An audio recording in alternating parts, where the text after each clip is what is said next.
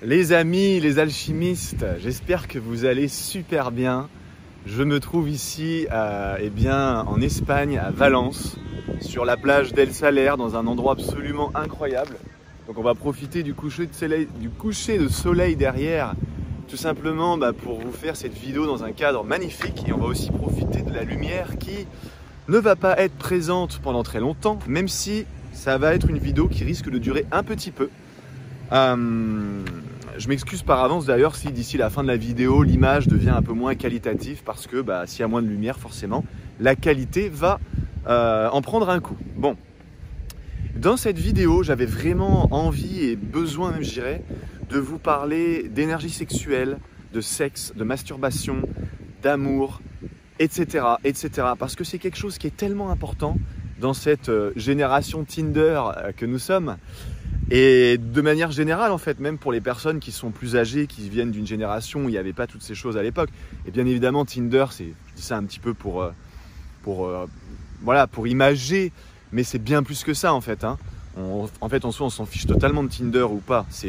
La question, en fait, c'est que l'énergie sexuelle, c'est quelque chose de tellement important, de tellement puissant. Et il y a tellement de choses à dire sur le sujet, et on entend tellement parler de choses. Et surtout, on voit tellement de choses autour de nous qui sont liées à l'amour, aux relations, au sexe, à la masturbation, etc. Et il y a tellement de choses en fait qui sont, je dirais, l'origine de beaucoup de souffrances dans la vie de pas mal de personnes. Et il y a des choses à savoir en fait qui sont tellement puissantes et transcendantes quand on comprend ce qu'est l'énergie sexuelle. Donc on va commencer par là. Mais dans cette vidéo, voilà, je vous spoil un petit peu à l'avance. Parce que comme je le dis, ça va être une vidéo assez longue, je pense en tout cas. Et il se trouve qu'on va parler donc de chi, d'énergie, de prana, de relations sexuelles, de comment avoir des relations sexuelles saines, que ce soit avec un partenaire ou une partenaire, et que ce soit avec un partenaire ou une partenaire, on va dire fixe, donc le fait d'être en couple par exemple, ou au contraire d'avoir des relations un petit peu, je dirais nomades, quoi, avec différents partenaires. Pas forcément en même temps, je parle de différents partenaires ou différentes partenaires, par exemple, coucher avec plusieurs filles de temps en temps, etc. Ou si vous êtes une fille avec plusieurs garçons, tout ça. Et on va aller casser pas mal de croyances sur le fait que est-ce que c'est bien, est-ce que c'est pas bien. On va parler d'éjaculation, on va parler de la différence fondamentale entre ce qui se passe quand un homme vient, d'accord, quand un homme éjacule et quand une femme vient. On peut parler aussi d'éjaculation féminine, c'est des choses qui arrivent. Bref, on va parler de plein de choses comme ça dans la vidéo. On va parler du coup aussi de comment comprendre cette énergie, comment la diriger, comment l'utiliser pour complètement sublimer nos relations sexuelles avec nous-mêmes, déjà, ça commence par là, mais avec aussi nos partenaires ou notre partenaire, d'accord ? Et voilà, et je peux vous dire que sur ce sujet, je crois que c'est un des sujets qui m'a toujours le plus passionné depuis très jeune, pour la simple et bonne raison que à l'époque j'étais très timide. Il s'est passé pas mal de choses dans mon enfance et dans mon adolescence notamment qui ont fait que j'ai commencé à avoir des grosses résistances en moi, des grosses croyances limitantes, et qui ont fait que j'étais super timide, quoi. Ce qui fait que je me suis intéressé d'abord dans un premier temps aux relations homme-femme, parce que je voulais sortir de cette timidité, c'était infernal, quoi. Je veux dire, cette impression d'être transparent tout le temps aux yeux du sexe opposé, c'était, je pense que si vous l'avez déjà expérimenté, c'est nul, quoi. Ça, on n'a pas envie de ça. Bon, j'ai commencé par là, et puis après j'ai commencé à avoir un certain succès, entre guillemets. En tout cas, pour quelqu'un qui était un ancien timide, d'un coup tu commences à avoir un peu d'attention et à sortir avec une fille, puis une deuxième fille, etc. Tu commences à prendre confiance en toi. Et du coup, l'étape d'après, en gros, c'était comment est-ce que maintenant, sur un plan purement sexuel, comment est-ce que... alors, ça peut paraître de la façon dont je vais le dire. En fait, je voulais être vraiment... clairement, je vous le dis exactement comme ça me vient, je voulais que dans l'esprit de la fille avec qui je couchais, je voulais que je sois son numéro 1 en termes de meilleur coup. Voilà, je vous dis un peu ma pensée sans filtre du gamin que j'étais, qui avait, je suis toujours un gamin, mais qui avait 17-18 ans, quoi. Et oui, c'était basé certainement sur beaucoup d'ego, vu comme ça. Mais en même temps, avec le recul, je me suis rendu compte que moi, en tout cas, ça concerne moi, que dans mes relations sexuelles, au final, malgré cet ego à l'époque qui me donnait cette impulsion d'être un peu le meilleur et tout, et comme vous allez voir après, qui m'a amené à me pencher énormément sur l'anatomie féminine, comment ça fonctionne une femme, etc., jusqu'à en arriver au point où je me surprenais à me rendre compte que dans une majorité écrasante des cas, je connais beaucoup mieux le corps d'une femme, sur un plan physique ou émotionnel, qu'une femme elle-même. Je me suis dit à un moment donné, bon, c'est que je dois peut-être en connaître quand même pas mal sur le sujet. Et en fait, je me suis rendu compte donc en fait que derrière cette idée un peu, un peu égocentrique, quoi, en réalité, je cherchais à pouvoir donner le maximum de plaisir à une femme. Non pas pour me dire, alors bien sûr ça fait plaisir, non pas pour me dire que si elle me dit que je suis son meilleur coup de toute sa vie, c'est super, mais en réalité parce qu'au fond de moi, mon seul véritable but, mais ça je l'ai compris plus tard, c'était vraiment de tout donner à cette femme quand je lui fais l'amour. Et ce que j'ai compris, et ça c'est un des points essentiels déjà que je vais vous donner dans cette vidéo, c'est que en fait, plus vous donnez à votre partenaire sur un plan purement sexuel, et plus vous recevez en retour. Et c'est pour ça que honnêtement, c'est pareil, hein, dans cette vidéo je vais vous parler vraiment sans filtre. J'ai eu quand même beaucoup de partenaires, d'accord? Tout simplement parce que j'ai eu des périodes de ma vie où j'étais en couple et j'ai toujours été, pas parfait, loin de là, mais en tout cas, j'ai toujours été fidèle, toujours été, voilà, humble, toujours, si je suis avec une fille, je suis avec elle à 100 000% et les autres, ne m'intéressent pas. C'est pas pour ça que je vais pas regarder une autre fille, tout ça. Un gars qui est en couple qui vous dit qu'il regarde pas les autres filles, ouais. Moi, j'y crois pas, perso. Mais bon, peut-être. Hein. Bref, mais c'est toujours est-il que j'ai eu un certain nombre de partenaires.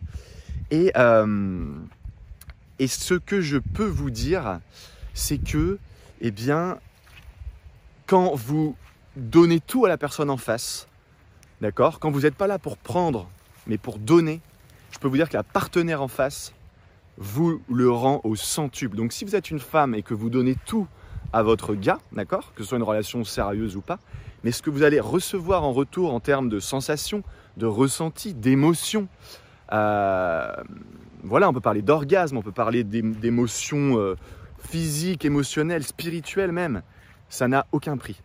Et donc le premier conseil, la première chose que je voudrais dire dans cette vidéo, c'est que au lieu d'être là en mode ouais je vais prendre et tout, machin, tac, ça dure 5 minutes, c'est plié, ça y est, je me suis vidé, littéralement c'est ça.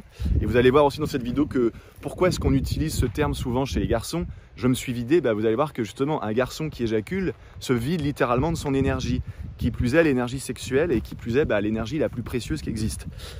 Alors que chez une femme c'est différent, et oui, mais ça on va en parler juste après. Et donc du coup, je perds un peu le fil, mais ce qui se passe, c'est que du coup, donc quand vous donnez tout à votre partenaire, d'accord, en vous souciant davantage de la personne qui est en face de vous, d'accord, bon, selon, vous êtes peut-être en face, au-dessus, en dessous, mais bon, ça n'a pas trop d'importance, vous avez compris l'idée, quand vous donnez tout à votre partenaire, ce que vous recevez en retour, en fait, c'est comme dans la vie, plus on donne, plus on reçoit. Et je peux vous dire qu'au lit, vous voulez, les garçons qui regardent cette vidéo, qui ont certainement beaucoup plus cette idée en tête de je veux être performant et puis je veux que la fille se souvienne de moi toute sa vie tellement que j'étais un bon coup. En gros, c'est ça. Pour beaucoup de garçons, c'est normal, ça fait partie de notre... on va en parler aussi après, ça fait aussi partie de l'énergie masculine, du yang. C'est le côté un peu performance qui est moins présent chez la femme, mais qui est quand même aussi parfois présent. Et tout simplement... donnez le maximum pour elle et non pas pour vous. Et ce que vous allez recevoir en retour, ça va être, je vous le dis encore une fois, mais je me jette pas des fleurs, il y a plein de garçons qui vivent ça aussi, et j'ai rien à prouver dans cette vidéo, je m'en fiche complètement, ma vie sexuelle, sentimentale va très très bien, mais j'ai entendu, je ne sais pas combien de fois, des femmes me dire pendant l'acte ou après, qu'elles n'avaient jamais vécu ça, et à l'époque, j'avais même pas conscience de tout ce qui est vraiment le chi, alors là c'est encore un autre niveau, je vais en parler aussi dans cette vidéo. Mais bref, tout ça pourquoi? Parce qu'en fait, derrière cette recherche de performance, en réalité, je recherchais à donner un max de plaisir à la femme, et certainement, j'ai compris ça encore plus tard, non pas pour flatter mon ego, même si forcément l'ego il est content quand on lui dit tout ça, mais plus peut-être dans un souci, dans un besoin de me dire que que j'ai pas été nul et que en gros un peu un besoin, ça venait peut-être d'un manque en moi, mais qui du coup remplissait la personne en face d'un sentiment orgasmique, c'est le cas de le dire. Voilà. Maintenant, la deuxième chose, j'en ai parlé un petit peu juste avant, c'est qu'il faut comprendre que tout est énergie, d'accord? Tout est régi par une loi, et cette loi, on pourrait la simplifier par l'énergie sexuelle. L'énergie sexuelle, c'est quoi? L'énergie sexuelle, c'est le chi, c'est le prana, c'est l'énergie. En fait, quand les gens parlent d'énergie, d'accord, aujourd'hui les gens parlent beaucoup d'énergie et tout, les gens parlent d'énergie sexuelle. Tout est énergie sexuelle. Là, ces plantes qu'il y a derrière moi, elles sont remplies d'énergie sexuelle et elles sont gorgées de cette force de vie qu'on appelle l'énergie sexuelle. Donc l'énergie sexuelle, on pourrait appeler ça la force de vie, l'impulsion créatrice, l'impulsion divine, le chi, le prana, le souffle de la vie. On pourrait même appeler ça Dieu, d'accord? C'est une des facettes de Dieu, en tout cas, on pourrait dire. Tout est régi par un principe, la survie, la vie, l'évolution, la croissance, d'accord? Et tout ça est possible grâce à l'énergie sexuelle. L'énergie sexuelle, c'est donc l'énergie la plus puissante au monde qui existe. Sans cette énergie, je ne serais pas en train de faire cette vidéo, vous ne seriez pas en train de m'écouter. C'est vraiment quelque chose d'extrêmement puissant. Je regarde un petit peu où je mets les pieds parce que j'ai croisé quelques beaux serpents tout à l'heure et j'ai pas trop envie de me faire manger. Un serpent est régi par la force de vie qu'on appelle énergie sexuelle, ok? Du coup, cette énergie, étant donné qu'elle est extrêmement puissante, et la preuve en est, qu'est-ce qu'il y a de plus puissant au monde comme processus de création que deux êtres humains qui s'accouplent, qui font l'amour, et qui, à la suite de ça, par tout un tas de processus énergétiques, spirituels, physiques, etc., donnent naissance à un enfant qui provient d'un spermatozoïde qui a fait la course avec, contre, on pourrait dire, avec ou contre des millions d'autres spermatozoïdes, qui a rencontré un ovule, ça a fusionné, enfin, je veux dire, vous imaginez un bébé qui naît et qui plus tard, vous le voyez grandir, et puis ça devient un adulte, et puis il a un métier, puis lui-même se marie, il a une vie, etc., et lui-même fait un enfant. Enfin, je veux dire, c'est un mécanisme incroyable, et tout est régi par l'énergie sexuelle. Et c'est pour ça que cette énergie, elle est ultra puissante. Et je sais que sur cette chaîne YouTube, il y a beaucoup de gens qui sont conscients d'énergie sexuelle, qui aiment tout ce qui est spirituel, qui y en a qui sont praticiens en Reiki, acupuncteurs, voilà, peu importe. Mais l'énergie sexuelle, même quand on pense qu'on la comprend, je pense qu'il n'y a pas de limite dans le degré à quel point on peut comprendre cette énergie, d'accord? L'énergie sexuelle, on pourrait aussi dire que c'est la Kundalini. En fait, c'est même pas qu'on pourrait aussi dire, c'est qu'on entend souvent parler de Kundalini. Regardez ça, comme c'est magnifique. On entend souvent parler de Kundalini, ok? La Kundalini, c'est l'énergie sexuelle. Et c'est une énergie qui est tellement forte que, moi, je vais vous dire quelque chose qui n'engage que moi, mais qui est validé par beaucoup d'autres personnes qui savent de quoi elles parlent. Il y a beaucoup de gens dans les hôpitaux psychiatriques qui pètent des câbles, qui sont complètement allumés, quoi. Soit il y a trop de lumière à tous les étages, soit il manque la lumière à certains étages, mais toujours est-il qu'il y a des gens qui sont bien allumés, quoi, d'accord? Et malheureusement, ces gens-là finissent souvent dans les hôpitaux psychiatriques ou ce genre d'organismes, quoi, pour se faire aider. Sauf que c'est pas en leur donnant à ces gens-là des tonnes de cachets et compagnie que ça va les aider. En fait, ces gens-là, souvent, moi, ce que j'ai perçu, ce que j'ai vu, ce que j'ai observé, même dans des gens que je connais et tout, c'est qu'en fait, ils ont eu une montée de Kundalini, c'est-à-dire une arrivée massive d'énergie sexuelle en eux. Donc l'énergie sexuelle est toujours présente en nous, sinon on serait mort, d'accord? Et même quand on quitte notre corps physique, on revient à l'état pur d'énergie sexuelle pure, en fait, tout simplement. Bon, si d'un coup vous avez une montée d'énergie sexuelle beaucoup trop forte en vous, d'accord? Et là, je ne parle pas d'être excité parce que vous voyez une jolie nana ou vous êtes au lit ou quoi, mais ça peut être tout simplement pendant une méditation, pendant une prière, une rencontre avec quelqu'un, vous faites une accolade et il y a quelque chose qui se passe dans la chimie, dans l'énergie de cette personne qui vient, un peu comme le feu dans l'essence, qui vient exploser votre structure mentale, émotionnelle, énergétique et qui crée en vous une sensation où vous avez l'impression de brûler de l'intérieur. Donc là, il y en a qui vont parler de flammes jumelles, par exemple, des choses comme ça. C'est une montée de Kundalini et ces montées de Kundalini, généralement, elles peuvent créer, enfin, j'allais dire généralement, elles peuvent créer de gros dégâts. Non, généralement, quand elles surviennent jamais par hasard parce que si vous n'êtes pas prêt à recevoir une telle montée d'énergie, vous grillez littéralement, vous mourrez. Il y a beaucoup de gens qui font des crises cardiaques, on ne comprend pas pourquoi, ils fumaient pas, ils mangeaient sain, etc. Boum, pic d'énergie sexuelle beaucoup trop intense, montée de Kundalini, bam, le cœur il suit pas, le corps suit pas, etc. Voilà. Dans certains cas, du coup, c'est pas généralement, mais dans certains cas, il peut y avoir justement des moments où on n'arrive pas à gérer cette énergie qui est trop forte et on a l'impression de devenir complètement cinglé. Et moi, je peux vous dire, hein, une fois, ça m'est arrivé dans ma vie. J'ai fait une rencontre avec une fille en l'occurrence. Et au niveau énergétique, au niveau spirituel, au niveau de l'âme, il y avait quelque chose de tellement fort, de tellement puissant. Pourtant, on n'a pas passé beaucoup de temps ensemble, mais c'était quelque chose de tellement puissant. On a passé 3 jours ensemble, mais les jours, les semaines, les mois qui ont suivi, en fait, il m'aura fallu 3 ans pour me remettre de cette irruption de Kundalini, mais incontrôlable. Les 3 premières semaines après l'avoir rencontré, j'étais à 2 doigts de prendre mon téléphone et de demander à me faire aider. Et j'étais même prêt à l'idée d'aller éventuellement en hôpital psychiatrique. Je devenais complètement dingue. Des sensations dans le corps beaucoup trop fortes, une sensation de brûler. Je voyais comme des pixels autour de moi. Je voyais l'énergie. Enfin, ça a été vraiment la première grosse claque spirituelle, énergétique. Ça a été vraiment la première grosse ouverture de conscience au niveau... Voilà, ce que qui dit énergie sexuelle dit spiritualité à fond, quoi. Là, on ressent les choses, voilà. Bon, donc il faut faire très attention avec tout ça. Je vous dis ça parce que ça, je vais en parler dans une vidéo que je vais faire bientôt, les dangers de la spiritualité, etc. Qui sera peut-être déjà d'ailleurs sorti au moment où vous regardez cette vidéo, mais peu importe. Il y a beaucoup de gens qui se lancent dans, par exemple, alors ça, je trouve que c'est dangereux, mais dangereux, ce qu'on appelle le yoga Kundalini. En gros, il existe des milliers de formes de yoga différentes, comme il existe des milliers de manières de pratiquer le Qigong, donc en gros de développer son énergie, il existe des mille et une manières, quoi, ok ? Ça peut être le Reiki, le Qi, le yoga, etc. Mais dans le yoga, il y a une des formes de yoga qui s'appelle le yoga Kundalini et qui a été développée spécialement pour forcer, on va dire, l'éveil de l'énergie sexuelle en nous. Mais est-ce que c'est sain de forcer une énergie qui est naturellement présente en chacun de nous ? Eh bien moi je vous le dis, j'ai vu des dégâts catastrophiques avec cette forme de yoga, mais pas que, hein, avec le Qi, avec plein de choses, et parfois des dégâts qui sont irréversibles, et notamment la mort, d'accord ? Bon. Du coup, il faut faire attention avec ça, mais ça j'en parlerai plus dans une prochaine vidéo, d'accord ? Parce qu'on va pas faire une énorme parenthèse sur ça.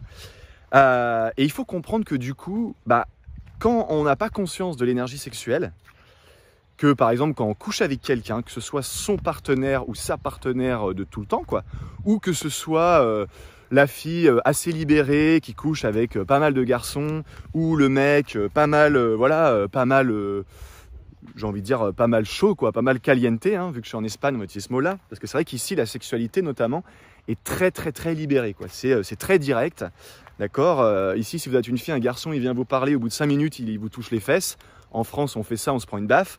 Et ici, si tu es un Français et que tu as l'habitude des relations, de la séduction, tout ça en France et tout, c'est pas du tout pareil. C'est-à-dire qu'en fait, pareil, au bout de 5 minutes, tu rencontres une fille et tu peux l'embrasser comme ça, même en plein jour, comme ça, dans la rue, par exemple. Tu abordes une fille, j'aime bien ton style, machin. Tu parles et au bout de 5 minutes, véridique, tu peux être en train de l'embrasser. Donc, c'est une sexualité qui est très libérée, qui va avec le côté extraverti de l'Espagne. Mais par contre, je pense pas que les latinos ont toutes et tous conscience de l'importance de cette énergie sexuelle, même si c'est un peuple, petite parenthèse, qui sont très ouverts au niveau spirituel de base. Voilà, bon.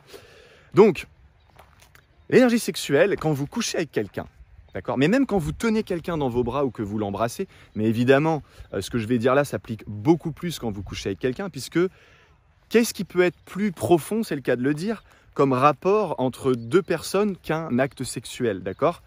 Quand vous êtes un garçon, justement, moi je parle parce que je suis un garçon, quand vous êtes un garçon et que vous êtes littéralement entré dans une femme, vous avez pénétré dans une femme, comment est-ce que vous pouvez être plus proche de qui elle est vraiment, sur le plan physique, spirituel, émotionnel, etc. Il n'y a pas de forme plus profonde de fusion entre 2 êtres humains. Et le truc, c'est que, imaginons que moi, par exemple, j'ai une très belle énergie, elle est pure, elle est belle. Si on pouvait voir mon aura, elle serait blanche, un peu christique, avec des reflets bleus, violets, tout ça. Et qu'en face, ma partenaire, alors quand je dis je, c'est appliquez-le à vous, hein, c'est tout simplement pour l'exemple. Et en face, votre partenaire, alors elle est belle, elle est gentille, elle est charmante, elle est douce, elle a plein de qualités, elle est magnifique, autant intérieurement qu'extérieurement, très bien.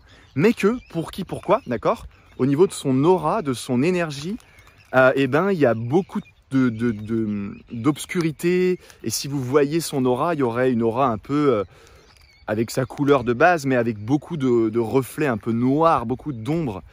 Certains pourraient dire des démons, enfin bref, voilà. Et qu'est-ce qui se passe quand vous êtes Par exemple, quand vous prenez un verre d'eau et que vous y déposez une goutte de vin, et ben, juste une goutte, ça va troubler l'eau. 2, 3, 4, 5, 6 gouttes, à un moment donné, votre verre d'eau, il est imbuvable et puis il n'a plus du tout la couleur d'origine, transparent, voilà. Donc, quand vous mélangez vos énergies avec quelqu'un, sur le plan sexuel, j'entends, surtout sur le plan sexuel, vous êtes en train de créer une connexion extrêmement forte et ce que vous êtes en train de donner, donc c'est bien, mais ce que vous êtes en train de récupérer, en fait, il faut être conscient de ça. Il faut être conscient que d'une part, vous êtes en train de donner, donc ça se trouve, vous êtes en train de donner des choses en vous qui ne sont pas forcément terribles au niveau énergétique, et vous êtes en train éventuellement de recevoir aussi des choses qui peuvent vous affecter. Donc sur le moment, ça peut être génial, vous avez une super partie de jambes en l'air, tout ça, ok, magnifique, une très belle connexion et tout. Mais quelques jours ou quelques semaines après, vous ne savez pas pourquoi, vous commencez à vous sentir pas bien, il peut commencer à y avoir des problèmes qui se passent dans vos vies, qui sortent de nulle part, voire même des maladies et tout ça. C'est parce que l'énergie sexuelle, quand vous la mélangez, et justement, comme je disais avant, la manière la plus transcendante, la plus profonde de mélanger deux énergies, c'est le sexe, ce sont les rapports sexuels. Puisque ce sont les rapports sexuels qui donnent la vie, les enfants, les bébés, d'accord ? Et qu'il n'y a rien de plus puissant dans un processus de création qu'un enfant qui naît. Vous imaginez c'est incroyable ce processus de naissance d'un enfant, quand vous y pensez bien. Bon, après voilà, petite parenthèse, quand vous faites une accolade à quelqu'un, quand vous serrez la main à quelqu'un, même quand vous passez à côté de quelqu'un sans le toucher, vos deux auras se touchent et il y a déjà un mélange, il y a déjà un contact énergétique. Mais ça n'a rien à voir avec le fait de copuler, d'avoir un acte sexuel où là vraiment c'est un mélange, j'ai envie de dire, irréversible, quoi. Par rapport à l'énergie sexuelle, vous rentrez dans une pièce, vous n'avez pas besoin d'être clairvoyant pour savoir tout de suite si l'atmosphère dans la pièce elle est cool, elle est paisible, il y a une bonne vibe, ou si au contraire, là ça sent vraiment pas bon, c'est une vibe pourrie, les gens, non, c'est un truc qui se dégage justement, qui se dégage, qui pue, quoi, qui est pas bon. Bon, voilà. Du coup, par rapport à cette énergie sexuelle, j'ai envie de vous dire, parce que là, du coup, ils vont se dire, ouais, mais alors comment je fais, qu'est-ce que je dois faire, pas faire, etc. Ça, ce serait éventuellement le sujet d'une autre vidéo, parce que sinon, ça va être beaucoup trop long. Là, on est déjà parti, je pense, sur une vidéo qui va durer un moment. L'idée, en fait, c'est de comprendre que plus vous allez travailler sur vous, à être vraiment vous-même, à briller, c'est le cas de le dire, donc à ce que votre aura soit belle, lumineuse, etc., moins déjà vous risquez d'affecter quelqu'un en face, mais surtout plus quelque part vous êtes protégé, d'accord ? Parce que regardez, imaginons que vous soyez complètement pur. Vous êtes un verre d'eau pur. On met une goutte de vin. La goutte de vin, ce serait un peu l'obscurité que vous pourriez recevoir de quelqu'un d'autre. Une goutte de vin dans un verre d'eau, certes, ça l'affecte, le verre d'eau, mais on voit quasiment pas la différence. Il faudrait qu'il y ait 15, 20, 30 gouttes de vin pour que vraiment, le verre d'eau, il commence à tirer la tête, quoi. Donc si vous êtes pur, déjà vous risquez beaucoup moins de vous faire entre guillemets salir, mais on peut même enlever les guillemets parce que c'est vraiment ce qui se passe, de se faire salir énergétiquement et donc après physiquement, mentalement, émotionnellement, que si vous êtes, disons, loin d'être pur, ok ? Et donc l'idée aussi ça va être de rechercher des partenaires, que ce soit pour une nuit, pour une semaine, pour un mois, pour un an, pour la vie, qui vibrent quelque chose dans leur énergie où vous pouvez sentir que là, au niveau énergétique pur, vous pouvez y aller les yeux fermés. Et attention, et là je parle surtout pour nous les garçons qui sommes biologiquement attirés par le physique des filles en premier, c'est normal, je vais en parler aussi après. C'est pas parce qu'une fille est magnifique que s'il fallait lui mettre une note, vous metteriez 25 sur 20, c'est pas parce qu'elle est magnifique que son énergie elle est aussi belle que son physique, d'accord ? Et à l'inverse, c'est pas parce qu'une fille, vous la trouvez pas forcément attirante physiquement parlant, qu'elle n'a pas une énergie qui est divine et entre guillemets parfaite, en tout cas très proche de la pureté divine, quoi. Bon. Après, l'idée, c'est pas de chercher une perfection, personne n'est parfait, je pense que il y a très peu d'êtres humains sur Terre qui, on pourrait dire, ils sont vraiment purs de chez purs, mais c'est en tout cas d'essayer de s'en rapprocher et d'avoir conscience que, du coup, que vous soyez une fille ou avec un garçon, si vous couchez à droite à gauche avec tout le monde et n'importe qui, il ne faut pas s'étonner après d'avoir des traumatismes, je parle vraiment de traumatismes, mentaux, émotionnels, spirituels, etc. Parce qu'en fait, vous savez pas ce que vous êtes en train de donner, mais surtout, vous savez pas ce que vous êtes en train de recevoir. Donc, c'est un jeu un petit peu dangereux, quoi. Je pense que c'est arrivé à tout le monde, fille comme garçon, que vous avez une partenaire sexuelle ou un partenaire sexuel. Et donc tout ce que je dis, ça marche également dans la communauté gay, lesbienne, LGBT, je crois qu'on dit, lesbienne, gay, trans, bi, etc. C'est peu importe. L'énergie sexuelle, elle en a rien à faire que ce soit un garçon avec une fille avec un garçon, une fille avec une fille, un gars avec un gars. Encore qu'une fille avec une fille, il ne peut pas vraiment y avoir de pénétration à part avec les mains ou des objets. Donc c'est déjà moindre par rapport à deux gays où là il y a vraiment pénétration, quoi, en principe. Bon. Toujours est-il que donc ça s'applique pour toute catégorie de, on va dire, de sexualité confondue. Et j'ai oublié ce que je voulais dire. Voilà. Du coup, bon, ça va sûrement me revenir. Je vais enchaîner sur, voilà, je disais juste avant, les garçons, biologiquement, ça c'est important aussi, parce que là on va parler vraiment de manière générale, comme je vous ai dit, les garçons sont biologiquement conditionnés dans leur biologie profonde, dans leurs cellules, pour être attirés par des femmes qui ont des hautes valeurs de reproduction. Que sont les valeurs de reproduction? Alors juste avant de vous expliquer ça quand même, les filles à l'inverse sont attirées par les garçons, non pas pour leurs valeurs de reproduction, mais essentiellement pour leurs valeurs de survie. Que sont les valeurs de reproduction et les valeurs de survie, et que sont, oui, les valeurs de reproduction, ok? Les valeurs de reproduction, c'est l'apparence physique, la musculature, la posture. C'est tout ce qui concerne en fait finalement le physique, d'accord? Le véhicule, le physique, d'accord? Et les valeurs de survie, ce sont les valeurs de, par exemple, une valeur de survie chez un homme aux yeux d'une femme, ça va être la confiance en soi. Ça va être le pouvoir, l'influence, la notoriété. Ça va être la conversation. Est-ce que ce gars est intéressant, il a une belle conversation, on s'amuse, on rigole, etc. ou pas. L'humour est une valeur de survie aux yeux d'une femme concernant un homme. Alors, l'argent est une grosse valeur de survie pour une femme aux yeux d'un homme, mais ce qui est très mal compris chez nous, messieurs, les filles, on n'a rien à faire d'un mec riche. Et là, vous allez dire, mais en fait, ce qu'il faut comprendre, c'est que derrière riche, il y a sécurité. Et je m'explique. Une fille, si elle a le choix entre... On va prendre deux frères jumeaux, comme ça au niveau de l'apparence, au moins on ne peut pas se tromper, quoi. Si elle a le choix entre deux jumeaux, il y en a un qui est fauché comme les blés, il gagne 0 par mois, en gros, il vit du RSA, et l'autre garçon, il gagne un salaire normal, quoi. Enfin normal, je veux dire, au sens de la société, 1300, 1400 par mois, voilà. Ou le SMIC, c'est un peu moins, je crois, en net, ça doit être 1200, bref. Qui elle va choisir d'après vous? Et pourquoi surtout? Elle va choisir celui qui a une situation, on va dire, mais pourquoi? Parce que, d'un point de vue purement biologique, et ça c'est très important, et je pense que ça va parler à beaucoup de gens, une femme, quand elle fait l'amour à un homme, contrairement à un homme, elle a une chance sur 2 de tomber enceinte. Et ce, depuis la nuit des temps. Alors vous allez me dire, bah oui, mais non. Alors qu'un homme, c'est pas le cas. Un homme, il peut coucher avec 200 nanas par mois. Bon, je sais que ça paraît énorme, mais il ne peut pas tomber enceinte, il n'a pas ce risque-là, on va dire. Vous allez me dire, oui, mais aujourd'hui, les femmes, elles prennent la pilule, ou elles ont un stérilet, ou alors il y a les préservatifs, etc. Oui, mais tout ça, c'est dans la biologie profonde de notre corps, de nos cellules, de notre cerveau reptilien, qui est notre cerveau qui remonte à la préhistoire. Voilà. Et ce qu'il faut comprendre, c'est que dans le temps, il n'y avait aucun moyen de contraception. Et du coup, dans le temps, une femme qui avait un rapport sexuel, imaginez un temps où il n'y a pas de préservatif, il n'y a aucun moyen de contraception, pas de préservatif, pas de stérilet, pas de pilule, pas de je sais pas quoi.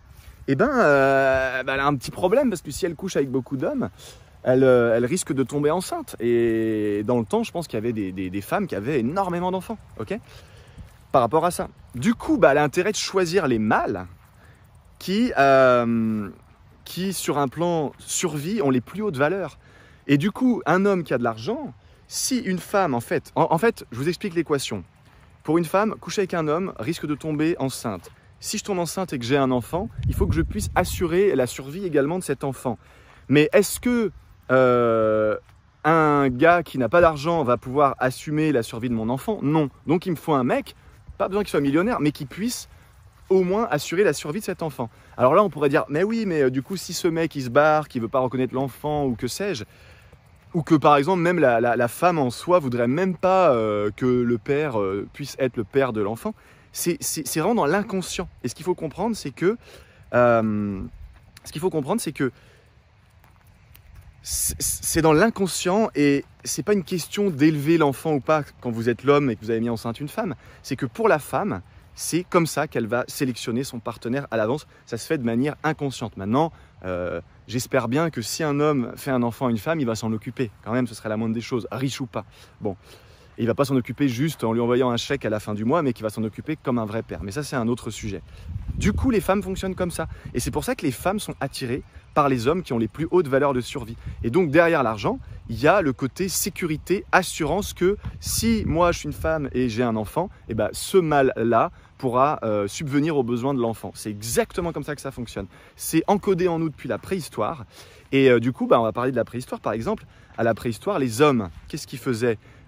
Les hommes alpha, donc les hommes qui avaient les plus hautes valeurs de survie, recherchaient les femmes qui avaient les plus hautes valeurs de reproduction. Parce que pour un homme, lui, il veut assurer sa descendance, sa progéniture, donc il veut avoir des enfants qui soient beaux, forts, intelligents, en bonne santé, que ce soit des enfants garçons ou filles. Du coup, un homme cherche des femmes ou une femme avec de hautes valeurs de reproduction pour avoir des enfants qui vont pouvoir assurer le côté alpha de l'homme en question. Et la femme cherche, à l'inverse, un homme alpha qui aura des hautes valeurs de survie pour pouvoir s'occuper de l'enfant et pour également avoir un enfant, je dirais, le plus vivant possible, le plus animé, etc. Donc, bien sûr, tout ça est inconscient, d'accord ? Je me doute bien que quand une femme rencontre un mec en vacances, que voilà, le courant passe bien et que dans bien des cas, dès le premier soir, ils se mettent à coucher ensemble, je me doute bien que la fille n'est pas en train de se dire « Bon, alors attends, est-ce que si j'ai un enfant… » Non, c'est complètement inconscient, c'est dans les cellules profondes. Mais c'est comme ça que ça fonctionne. Donc quand vous comprenez tout ça, déjà, ça vous aide, je pense, à mieux comprendre pourquoi les femmes sont attirées par certains hommes qui très souvent ne sont pas forcément très beaux ou très musclés physiquement ou très, pas forcément super sapés, tout ça. Les femmes, contrairement à ce que, bien sûr, une fille vous dira qu'elle aime bien un beau gars, qui a une belle tête, des beaux yeux, musclés ou pas, mais disons une silhouette à peu près normale, quoi. Mais en réalité, il y a tellement de contre-exemples chez l'homme de gars qui sont complètement en surpoids, qui s'habillent mal, qui se négligent, des bad boys, machin, tout ça. Quand on dit souvent les femmes préfèrent les connards aux mecs gentils, c'est pas tout à fait faux en fait. Pourquoi ? Parce qu'un connard, certes, c'est un connard, mais contrairement à un mec gentil, il a une confiance en lui, il a un côté un peu aventurier, un peu foufou, un peu voilà. Souvent, le connard, puisque c'est un connard, pourquoi il arrive à avoir de l'argent, etc. Alors que le mec gentil, c'est malheureusement, je sais pas, mais en tout cas, c'est comme ça souvent que ça fonctionne. Bon. Ensuite, le point que je voudrais aborder, là, dans cette vidéo, je vous balance un petit peu plein de trucs comme ça. Chaque point que j'aborde là pourrait représenter des heures et des heures et des heures de vidéo, ok ? Il faut comprendre ça. Mais tout ce que je vous donne là, en commentaire, mettez vos questions, vos remarques, vos anecdotes, vos expériences, s'il y a des choses avec lesquelles vous êtes d'accord ou pas, voilà. Et dites-moi s'il y a des choses que vous voudriez que je développe dans une vidéo à part entière, par exemple sur un concept précis. Pensez à vous abonner, à mettre un petit pouce aussi, ça fait toujours plaisir. Et donc du coup, pour continuer là, il y a une autre chose qui va être importante maintenant, c'est l'éjaculation chez un homme. Et l'orgasme, en gros, l'orgasme chez un homme. Et vous allez voir en fait qu'il y a une grosse erreur qui est répandue depuis très longtemps. On apprend ça, nous, depuis qu'on est tout petit, fille comme garçon, que chez un homme, éjaculation égale orgasme, orgasme égale éjaculation. C'est complètement faux. Je vais vous parler un peu dans cette vidéo aussi que il est tout à fait possible d'avoir des orgasmes sans éjaculer quand vous êtes un homme. Et en réalité, la plupart des hommes qui éjaculent n'ont pas un orgasme. Alors, c'est une forme d'orgasme, mais c'est tout petit comparé à un véritable orgasme qui demande de comprendre l'énergie sexuelle, d'être capable de la canaliser, de la faire monter dans ses chakras jusqu'en haut, donc du chakra du bas, chakra racine, là où se trouve justement ce qui vous permet de créer la vie si vous êtes un homme et ce qui vous permet aussi de créer la vie si vous êtes une femme. D'ailleurs, au passage, je ne sais pas si vous avez remarqué, petite parenthèse sur ça, l'homme, le yang, l'énergie masculine, c'est une énergie qui est très extérieure et l'énergie féminine, c'est une énergie qui est très intérieure. Et il suffit de regarder nos parties génitales. Un homme, il est évident qu'on a été conçu pour donner au sens, je ne fais pas un dessin de ce qu'on a entre les jambes, alors qu'une femme, ce qu'elle a entre les jambes lui permet de recevoir, d'accord ? Donc une femme, c'est vraiment l'intérieur, d'accord, l'intérieur, il n'y a pas d'autre mot, et l'homme, c'est plutôt l'extérieur, d'accord. C'est pour ça que quand un homme se vide littéralement, quand on dit qu'un homme se vide, bah, il se vide effectivement de son énergie. Alors qu'une femme, vu qu'elle, elle prend, d'accord, eh bien, elle ne perd quasiment pas d'énergie. En réalité, une femme n'est pas censée perdre d'énergie pendant un rapport sexuel.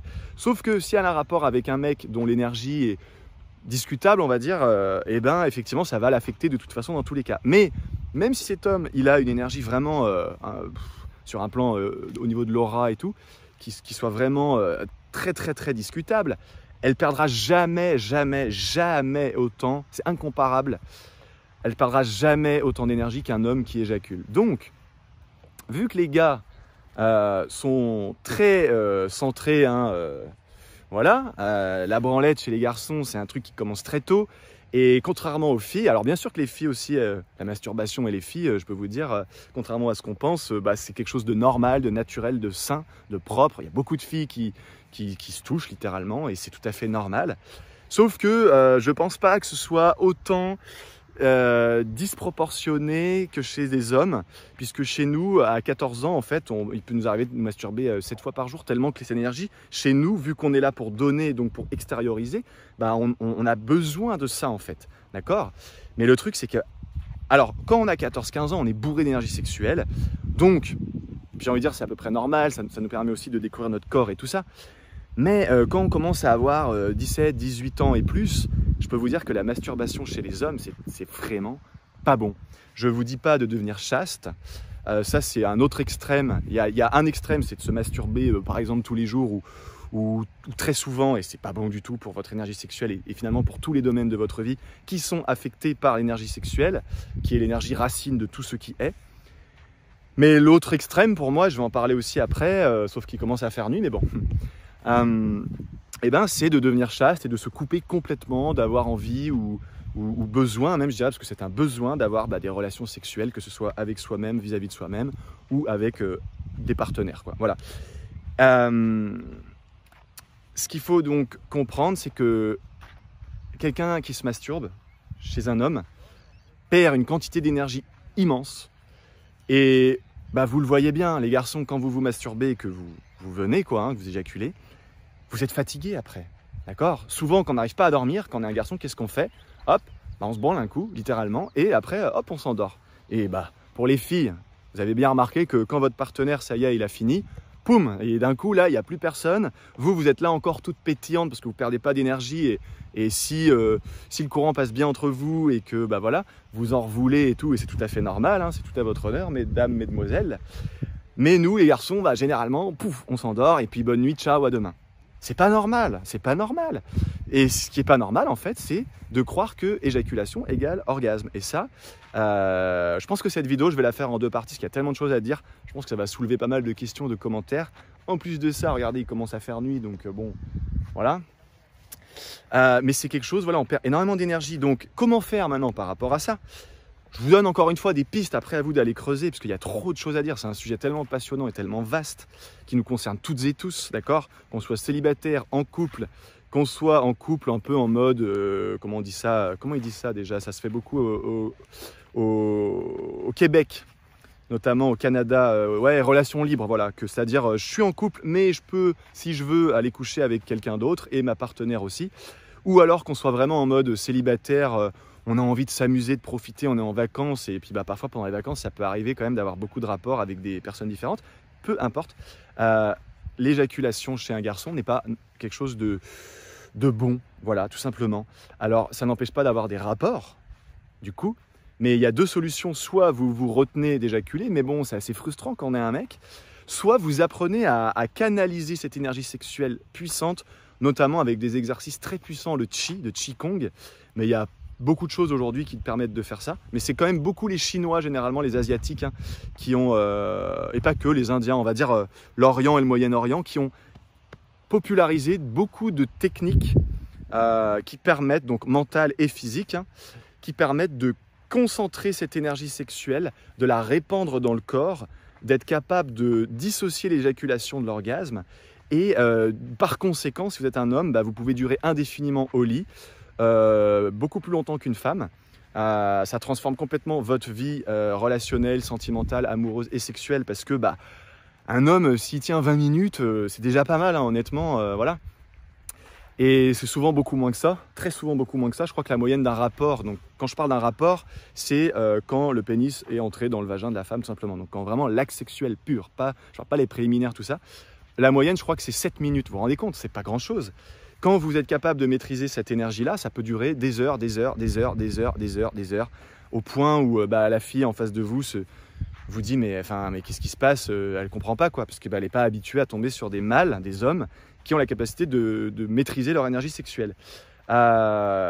Pourquoi maîtriser son énergie sexuelle au-delà du côté performance et du coup forcément de donner un souvenir de vous à votre partenaire, que ce soit une partenaire à long terme ou à court terme, qui soit complètement inoubliable. C'est tout simplement parce que vous ne perdez pas votre énergie. Et comme vous ne la perdez pas, elle est constamment en circuit fermé en train de se recycler en vous. Et donc, vous ne vous fatiguez pas. Et au lieu de perdre de l'énergie, en fait, vous en gagnez. Et c'est ça qui est extraordinaire avec ce que je voulais partager dans cette vidéo, qui amènera sûrement une vidéo suivante plutôt axée sur le comment. Donc comment conserver l'énergie sexuelle, comment la développer, comment l'amplifier. Et ça marchera aussi chez les femmes. Je disais au début de cette vidéo que l'éjaculation féminine est un fait, c'est factuel. Ça existe, ça peut arriver. Et voilà. Qu'est-ce que je peux vous dire de plus par rapport à l'énergie sexuelle, le sexe, la masturbation? Je vous dis aussi que vous en privez totalement, que ce soit la masturbation ou sous prétexte parce que si on éjacule, c'est pas bien. Les femmes par rapport au sexe et à la masturbation, franchement, elles ont cet avantage. Mais il faut bien qu'elles en aient, j'ai envie de dire, parce que du point de vue d'une femme, être enceinte, l'homme, il n'a pas à être enceinte, il n'a pas à réaliser cette épreuve. Et oui, mais d'un autre côté, l'homme, lui, contrairement à la femme, quand il éjacule, il perd son énergie, alors qu'une femme, non. Et donc, chacun, en fait, c'est comme tout dans la vie. Chaque structure a ses avantages et ses inconvénients, entre guillemets. Mais en fait, il n'y a ni avantage ni inconvénient, il y a juste la conscience qu'on a de soi et ce qu'on fait de qui on est à partir de cette conscience. Donc, si demain, je n'étais pas au courant et maintenant j'ai conscience qu'on peut conserver l'énergie sexuelle, j'ai conscience de ce qu'est l'énergie sexuelle et j'ai conscience de l'importance de la contrôler, de la canaliser, de la maîtriser, de la développer, de l'amplifier, etc. Qu'est-ce que j'en fais? Est-ce que je continue à me masturber 3 fois par jour, tous les jours, et à me plaindre après d'être tout le temps fatigué, d'avoir aucune libido, de ne pas trouver de partenaire? Parce que du coup, quand tu te vides littéralement, tu te vides de ton énergie, tu es beaucoup moins attirant. Fais un test, essaye de ne pas te masturber si tu es un garçon pendant ne serait-ce qu'une semaine. Et pour beaucoup de garçons, ça paraît impossible. Et puis si tu peux, 15 jours, 1 mois, etc. Sors dans la rue et regarde le nombre de filles qui vont te regarder, qui vont t'observer. C'est tout simplement impressionnant et c'est vraiment un fait, une constatation qui est réalisée à l'unanimité. Voilà. Pour les femmes, ce que je pourrais vous dire, c'est que ça, on voit beaucoup ça en France. Oui, une fille qui couche avec plein de mecs et tout. Ou ne serait-ce qu'une fille qui couche avec des garçons sans être officiellement, on va dire, en couple avec eux, c'est une salope, c'est sale, elle se respecte pas, etc. Mais quelle connerie, quoi. Et ça, c'est un truc qui vient du conditionnement religieux dans notre société. J'ai rien contre les religions, mais c'est de là que ça vient. Là, aujourd'hui, je suis en Espagne, ça fait 4 jours que je suis là. En 4 jours, j'ai dû parler honnêtement à plus de 100 personnes. Parce que moi, je suis comme ça, quand je voyage, j'adore parler avec les gens, partager des anecdotes. Autant parler à des filles belles, attirantes, ou j'aime pas dire pas belles, mais pas attirantes pour moi, qu'à des garçons, des anciens, des plus jeunes, tout le monde en fait. J'ai rencontré des tas de gens, j'ai rencontré évidemment beaucoup de filles. Ça ne veut pas dire que je vais coucher avec toutes ces filles-là, machin. Mais dans ces filles-là, évidemment, il y a des filles qui sont très attrayantes. Et ce que je peux vous dire, c'est qu'en Espagne et dans les pays latinos et encore plus en Amérique du Sud, l'Argentine, le Brésil, tout ça, c'est la folie furieuse là-bas, c'est que c'est extrêmement décomplexé au niveau de la sexualité. Et il y a une énergie sexuelle justement dans ces pays qui fait que tout le pays en est complètement affecté dans le bon sens du terme. Parce que c'est libéré, etc. Et je vous dis, pour avoir été en Argentine, une fille en gros qui a beaucoup de mecs, voilà, et c'est une déesse. Et autant qu'un mec en France qui a plein de filles sous son bras, on va dire, c'est un peu un dieu, quoi. Voilà. Donc si vous êtes une fille, n'ayez pas honte, n'ayez pas peur d'avoir des aventures avec plusieurs partenaires, même si ce ne sont pas des aventures qui vont vous amener à être en couple avec ou pas. Je vous dis aussi l'autre côté de l'autre face de la même pièce, je vous dis aussi faites attention. Si vous couchez avec beaucoup de garçons, moi je trouve qu'il n'y a pas de souci. Par contre, si ces garçons-là, ils ont une énergie, vous sentez que leur aura, leur énergie, elle est bof, même s'il est très beau, très attirant, que ce soit physiquement, extérieurement. Et comme je vous rappelle, hein, les femmes, même si elles pensent ce qu'elles voudront, savent au fond d'elles que même si un garçon il est mignon, c'est pas la question. Il y a combien de garçons mignons qui galèrent avec les filles parce que c'est les valeurs de survie. Bon, donc même si ce gars-là, il a plein de belles valeurs de survie et pourquoi pas aussi de reproduction, il faut regarder le côté derrière plus profond au niveau de l'énergie, quoi. Voilà. Pour les garçons, même topo, si vous avez beaucoup de filles, beaucoup de partenaires sexuels, etc., choisissez-les avec bienveillance déjà, d'accord. Il n'y a aucun problème à avoir du sexe avec beaucoup de femmes différentes, d'accord. Mais les femmes ne sont pas des objets et à l'inverse, une femme, on parle toujours de oui, aux yeux de l'homme, la femme ne devrait pas être un objet, mais c'est pareil, hein. Les femmes, les garçons ne sont pas les objets, ils ont un cœur et même s'ils le montrent moins, ils paraissent moins sensibles, je peux vous dire que tous les garçons ont eu le cœur brisé, beaucoup de garçons ont le cœur brisé et ils s'en rendent même pas compte parce qu'ils ont construit une grosse carapace autour. Donc personne n'est un objet, c'est pas la question, mais respectez les personnes qui sont en face de vous, respectez-vous, respectez l'autre. Et en réalité, c'est en respectant l'autre que vous allez vous respecter vous-même, tout simplement. D'accord ? Je pense qu'on va faire une autre vidéo parce que là il fait nuit, ça se trouve, vous me verrez même plus du tout là, je sais pas du tout comment ça rend. Puisque j'ai l'objectif en face de moi. Voilà, là j'ai lancé pas mal de choses comme ça, j'avais pas de script, j'ai donné un peu ce qui m'est passé par la tête. Évidemment que j'ai plein de comment à vous apporter sur comment préserver l'énergie, comment l'amplifier. J'aurais voulu parler un peu plus longtemps du fait d'être chaste, de se couper complètement de relations ou de masturbation, mais ça j'en parlerai peut-être plus dans une autre vidéo. Parce que je l'ai testé, ça m'est arrivé de me couper complètement. Autant j'ai eu des périodes où j'ai laissé exprimer ma libido à souhait, donc beaucoup de relations en peu de temps, avec beaucoup de partenaires différents, tout simplement parce que comme je voyage beaucoup, c'est pas évident et pourtant c'est pas l'envie qui m'en manque quand je tombe sur des filles qui sont très attirantes. Et d'ailleurs, je ne vais jamais coucher avec une fille qui ne m'attire pas, au-delà du physique, bien sûr. Mais le truc, c'est que quand tu voyages, généralement, tu sais d'avance que c'est des relations très court terme. Ça va être 2 jours, 4 jours, si tu as de la chance, 1 semaine. Mais comme tu te croises, parce que souvent, tu voyages, tu bouges d'endroit et tout, voilà. Et ce que je peux vous dire, c'est que j'ai aussi des périodes où, volontairement, j'ai voulu tester de me couper complètement de tout rapport de séduction. Donc, aucun risque d'avoir des rapports sexuels et aussi de faire abstraction totalement j'ai envie de dire de rapports sexuels avec moi-même, de masturbation et ce pendant parfois plusieurs mois. Donc ça m'est arrivé parfois pendant 4, 5, même 6 mois, j'ai déjà fait une période de 6 mois sans sexe, sans masturbation, sans éjaculer. Alors la croyance collective que si on fait ça, on va exploser, bien évidemment c'est de la connerie, mais pour un garçon c'est extrêmement compliqué. Même au bout d'une semaine, de résister à l'envie de se masturber, de se vider littéralement, parce que déjà on a pris cette habitude depuis l'adolescence, et en plus,